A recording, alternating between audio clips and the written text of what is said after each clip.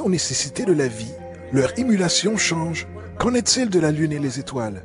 De nouvelles incitations surgissent.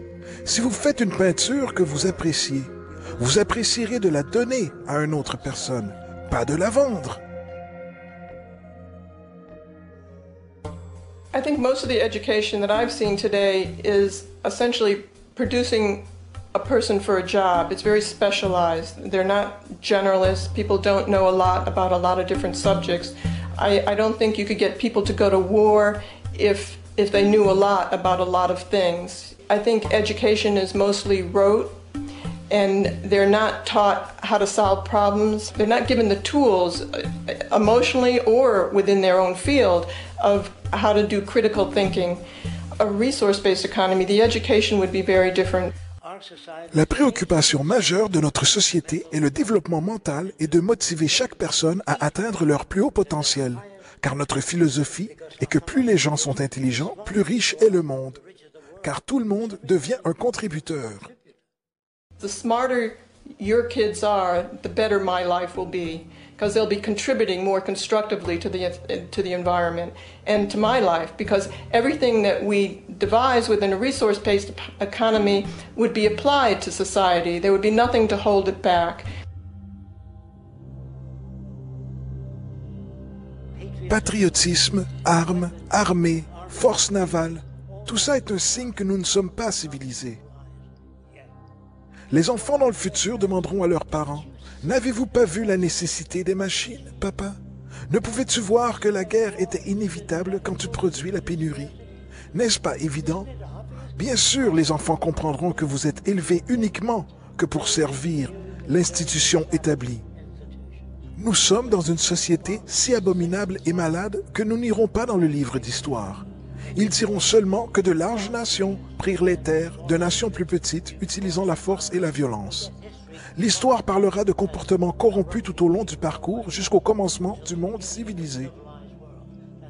Ce sera quand toutes les nations fonctionneront ensemble.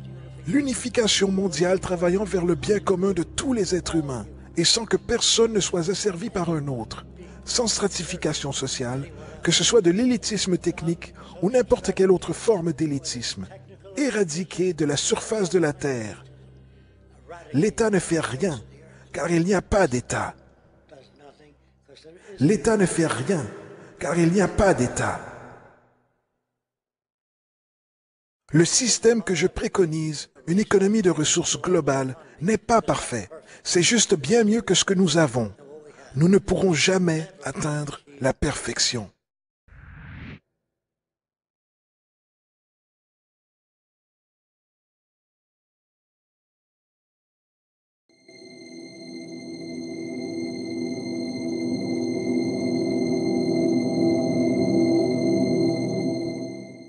Les valeurs sociales de notre société qui se sont manifestées dans la guerre perpétuelle, la corruption, les lois oppressantes, la stratification sociale, les superstitions inappropriées, la destruction environnementale et une classe gouvernante dictatoriale, indifférente socialement, orientée par le profit, est fondamentalement le résultat d'une ignorance collective de deux idées les plus basiques que les humains peuvent avoir sur la réalité: l'aspect émergent et symbiotique de la loi naturelle. La nature émergente de la réalité est que tous les systèmes, que ce soit le savoir, la société, la technologie, la philosophie ou toute autre création, vont, une fois débridés, traverser de fluides changements perpétuels. Ce que nous considérons comme banal aujourd'hui, comme la communication et les transports modernes, aurait été inimaginable dans les temps anciens. Pareillement, le futur contiendra des technologies, des réalisations et des structures sociales que nous ne pouvons même pas appréhender dans le présent. Nous sommes passés de l'alchimie à la chimie, d'un univers géocentrique à un héliocentrique, de croire que les démons étaient la cause de maladies à la médecine moderne.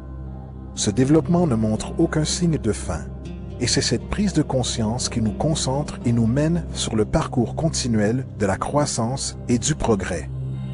Un savoir empirique statique n'existe pas. De préférence, c'est l'idée d'émergence de tous les systèmes que nous devons reconnaître.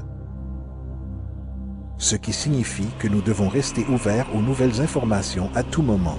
même si elles menacent nos convictions actuelles ainsi que nos identités. Malheureusement, la société aujourd'hui a échoué à le reconnaître, et les institutions établies continuent à paralyser le développement en préservant des structures sociales périmées.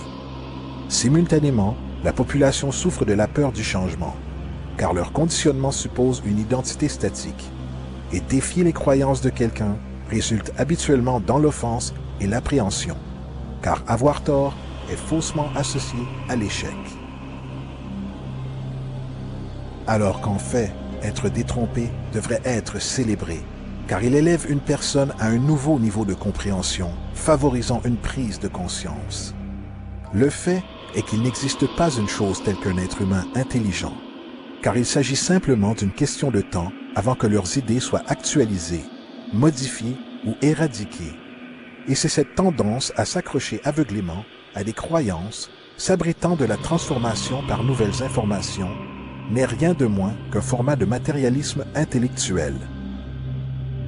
Le système monétaire perpétue ce matérialisme non seulement par sa structure d'autopréservation, mais aussi par l'innombrable ensemble de gens qui ont été conditionnés à soutenir aveuglément et inconsciemment ces structures, devenant ainsi les gardiens autodésignés du statu quo.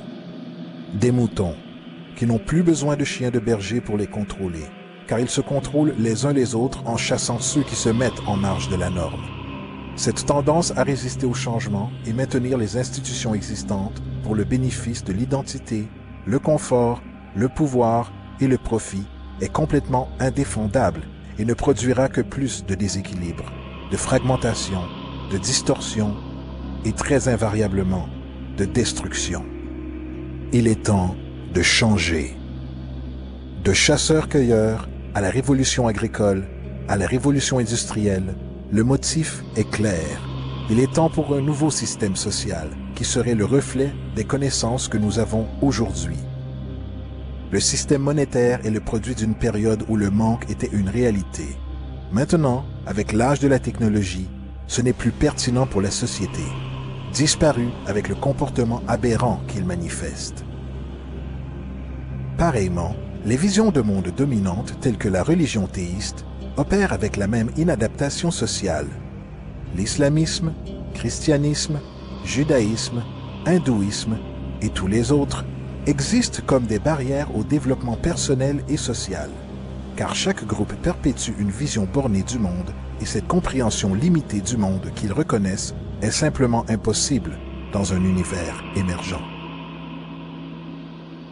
Pourtant, la religion a réussi à condamner la prise de conscience de cette émergence en instaurant la déformation psychologique de la foi sur ses adeptes, où la logique et les nouvelles informations sont rejetées en faveur de croyances traditionnelles périmées. Le concept de Dieu est réellement une méthode pour témoigner de la nature des choses. Dans les temps anciens, les gens ne connaissaient pas suffisamment comment les choses sont conçues, comment la nature fonctionne. Alors ils ont inventé leurs propres petites histoires et ils ont fait Dieu à leur propre image. Un type qui se met en colère quand les gens ne se comportent pas bien. Ils créent les inondations et les tremblements de terre et ils disent que c'est un acte de Dieu. Un coup d'œil rapide à l'histoire de la religion révèle que les mythes fondateurs eux-mêmes sont des culminations émergentes développées sous l'influence au fil du temps. Par exemple, une doctrine capitale de la foi chrétienne est la mort et la résurrection du Christ. Cette notion est si importante que la Bible elle-même déclare « Si le Christ n'est pas ressuscité, vaine est notre prédication, vaine est votre foi. » Même s'il est très difficile de prendre ce récit littéralement, car non seulement il n'existe pas de source fondamentale sur cet événement surnaturel dans l'histoire séculaire, la connaissance de l'énorme quantité de sauveurs pré-chrétiens qui moururent et furent ressuscités également, mais immédiatement par association, ce récit dans le domaine mythique. Des personnalités de la petite Église, telles que Tertullien, ont mis de grands efforts pour briser ces associations, jusqu'à même clamer que le diable a causé ces similarités, déclarant dans le IIe siècle « Le diable, dont l'affaire est de pervertir la vérité, mime les circonstances exactes du sacrement divin. Il baptise ses adeptes et promet le pardon du péché. Il célèbre la bénédiction du pain et apporte le symbole de la